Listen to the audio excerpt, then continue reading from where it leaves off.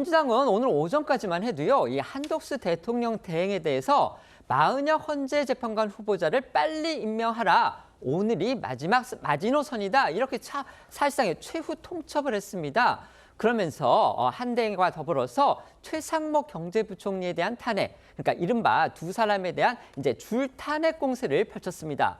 또 헌재 재판관의 임기를 연장하는 법안, 그러니까 지금 4월 18일에 물러나게 돼 있는 문영배 소장 대행, 그다음에 이미선 재판관의 임기를 연장하는 그런 방안, 또 대통령 대행이 후임 임명권, 그 두 사람이 대통령 지명 몫이기 때문에 대통령 권한 대행이 후임 재판관을 임명할 수 있는 그 권한을 박탈하는 식의 그런 입법안도 어제 국회에서 밀어붙였습니다.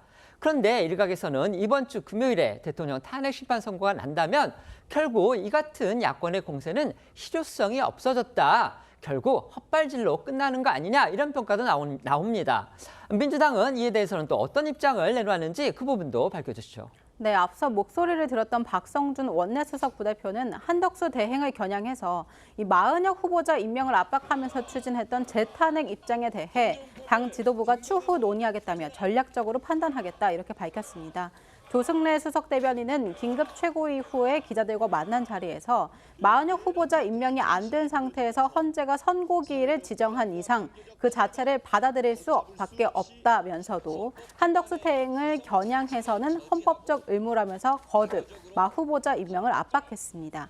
다만 앞서 박찬대 원내대표가 중대 결심을 언급하긴 했지만 직접적으로 탄핵을 거론한 것은 아니라면서 한대행 재탄핵을 추진할지는 일단 지켜보겠다, 이렇게 밝혔습니다. 최상목 부총리 탄핵의 경우에는 탄핵 소추안이 이미 발의되어 있으니 계획대로 처리되지 않겠냐, 이런 뜻을 밝히기도 했습니다. 여기에 민주당의 주도로 오늘부터 모레까지 국회 본회의가 열리게 되면서 민주당, 윤 대통령 선거와 별개로 줄탄핵 공세를 이어갈 가능성도 남아있는 상황입니다. 관련해 박찬대 원내대표는 이번 주 금요일 선고일이 통보된 후에도 한덕수 대행과 최상목 부총리에게 책임을 반드시 물을 것이라고 목소리를 높였습니다. 박찬대 원내대표 목소리 들어보겠습니다. 최상목과 그리고 한덕수는 마은혁 헌법재판관을 임명하지 않음으로써 마지막까지 위헌 상태를 유지하는 중에 선고를 맞이하게 된 겁니다. 참으로 유감스럽습니다. 끝까지 돌이키지 않았던 한덕수와 최상목에 대한 책임은 반드시 묻도록 하겠습니다.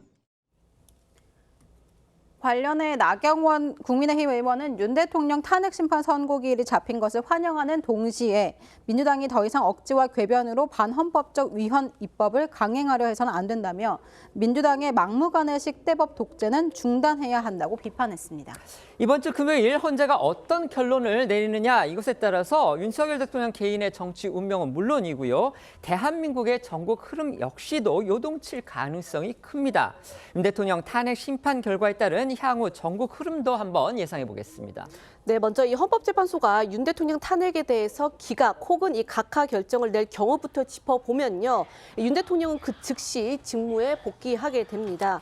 윤 대통령은 앞서서 임기 단축, 책임 총리제 이런 이제 개헌 카드를 꺼내들면서 자녀 임기에 연연할 이유가 없다. 본인은 대외관계에 치중을 하고 국내 문제는 총리에게 권한을 대폭 넘길 생각이다. 이런 이제 구상을 밝힌 바 있기 때문에 이 부분도 실행이 될지 주목되는 부분입니다.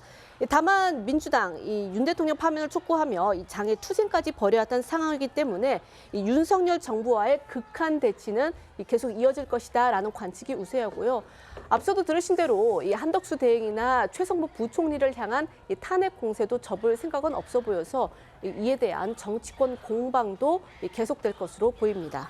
만약에 헌재가 윤 대통령 탄핵 인용 결정을 내릴 경우엔 곧바로 조기 대선 국면으로 접어들게 되는데요. 현행법상 헌재 파면 선고 후 60일 이내에 조기 대선이 실시되게 됩니다.